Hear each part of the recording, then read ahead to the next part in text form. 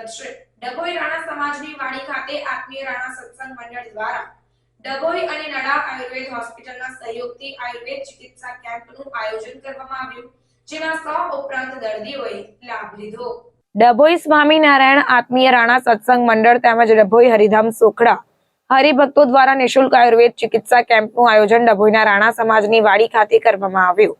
આ પ્રસંગે રેફરલ હોસ્પિટલના ડોક્ટર તરુણાબેન, નડા આયુર્વેદ હોસ્પિટલના કૈલાશબેન અને હેતલબેન દ્વારા 100 ઉપરાંત દર્દીઓને સારવાર આપવામાં આવી અને સર્વરોગનું આયુર્વેદ પદ્ધતિથી નિદાન કરવામાં આવ્યું। આ પ્રસંગે આગેવાન વિનુભાઈ રાણા, પ્રવીણભાઈ રાણા, ગોપાલભાઈ રાણા, રજનીકાંતભાઈ, જયંતિભાઈ અને મફતભાઈ પાટણવાડિયા દ્વારા કાર્યક્રમને સફળ બનાવવામાં આવ્યો।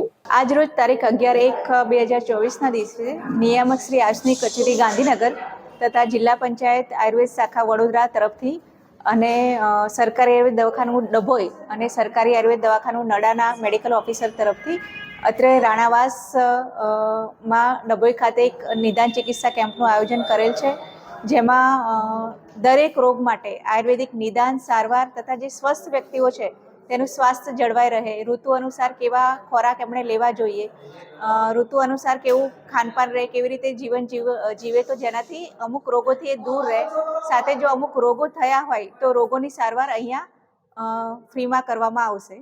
તો મેક્સિમમ લોકો આયુર્વેદ તરફ વળે, આયુર્વેદ ચિકિત્સા પદ્ધતિ અપનાવે એવો અમારો પ્રયત્ન છે અને અહીંયા આજના દિવસે નિદાન અને સારવાર બાદ એમને ફોલોઅપમાં પણ આવવું હોય તો સરકારી આયુર્વેદ દવાખાનું ડભોઈ અને સરકારી આયુર્વેદ દવાખાનું નડા ખાતે એ ફોલોઅપમાં પણ એમને ટ્રીટમેન્ટ મફત મળી રહેશે। આયુર્વેદિક એક આપણા આર્ષદ્રષ્ટા પુરુષો કહી ગયા છે કે આયુર્વેદિક બહુ અનિવાર્ય વસ્તુ છે। જેને આયુર્વેદિક જેને અપનાવ્યું છે એના ઘણા બધાના ફાયદા થયેલા જ છે। હોમિયોપેથિક, એલોપેથિક એ ઇમરજન્સી માટે સારું છે, પણ આયુર્વેદિક કાયમના માટે તમારે જડમૂળથી રોગ કાઢવા માટે બહુ સારામાં સારો ઈલાજ છે। વર્ષો પહેલાં મને 27 વર્ષ જેવા થયા હશે ત્યારે અમારા સ્વામીજી પાસે ગયેલો, હરિપ્રસાદ સ્વામી મહારાજ પાસે। મારી આગળ 3 ભક્તો બેઠેલા હતા અને પાછળ હતો, મને મેલેરિયા થઈ ગયેલો, આમ કરીને બેઠો હતો। ત્યારે પછી મને ઈશારો કરીને પૂછ્યું કે શું થયું છે? મેં કહ્યું સ્વામીજી મેલેરિયા થઈ ગયો હોય ત્યારે કે મનનો મેલેરિયા છે। પછી સ્વામીજી મારી નાડી પકડી કેવું આપણે 33% ખાટું, 33% ગળ્યું, 33% ખાટું ખાય અને કોઈ દાડો કોઈ રોગ ના થાય। આપણા અંદર બધા જંતુઓ પડેલા છે, પણ આપણે પછી મને કીધું કે આપણે આપણા મંદિરની સુદર્શન લેવી, એટલે સુદર્શન લેવા પછી કોઠારી સ્વામી ત્યાં પધાર્યા। એટલે કોઠારી સ્વામી કે દયાળુ કેટલાને શરદીનો કોઠો હોય છે એને શું કરતા કે 12 માસ શરદી લેવા।